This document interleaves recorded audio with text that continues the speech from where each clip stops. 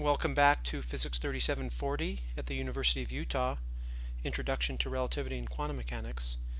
Today we're going to talk about particle collisions and decays using the formalism that we've developed for special relativity, in particular the form momentum and the energy momentum invariant.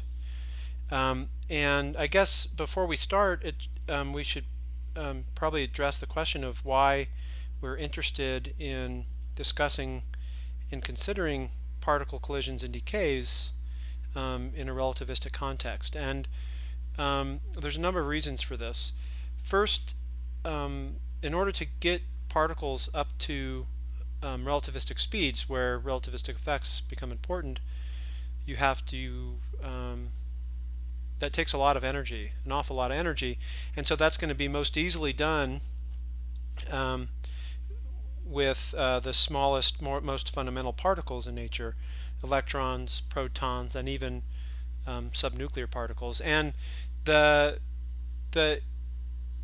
these fundamental particles are often, not always, but often produced in collisions, through collisions or decays of larger, more massive particles into smaller particles, collisions of high energy photons and high energy cosmic ray particles coming from different places in the universe, and in particle accelerators and nuclear fusion reactors. And so collisions and decays are an important part of how relativistic particles at relativistic speeds are created, and also how those particles interact with each other in particle accelerators, for example. And so special relativity and particle collisions and decays actually go quite hand in hand quite a lot, and so we're going to spend a little bit of time learning about them.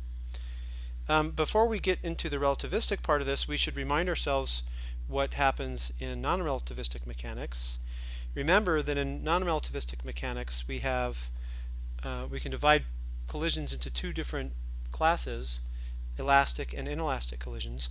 Elastic collisions are those where both the kinetic energy and the 3 momentum are conserved, and the non-relativistic 3 momentum obviously.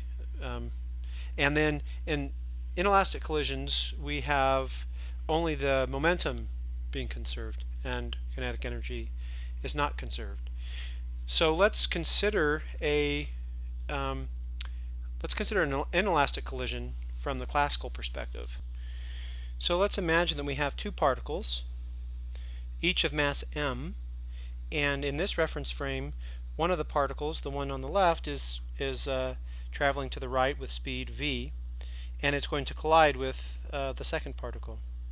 After the collision, okay, the two particles, it's an inelastic collision, so the two particles stick together, and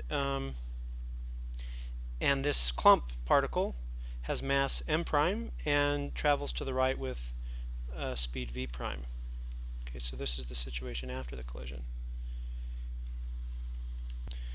Okay, so now in classical non-relativistic mechanics, mass is conserved before and after the collision, and so the sum of the mass, the total mass before the collision, has to equal the total mass after the collision, and from this we obviously get that m prime is just equal to 2m.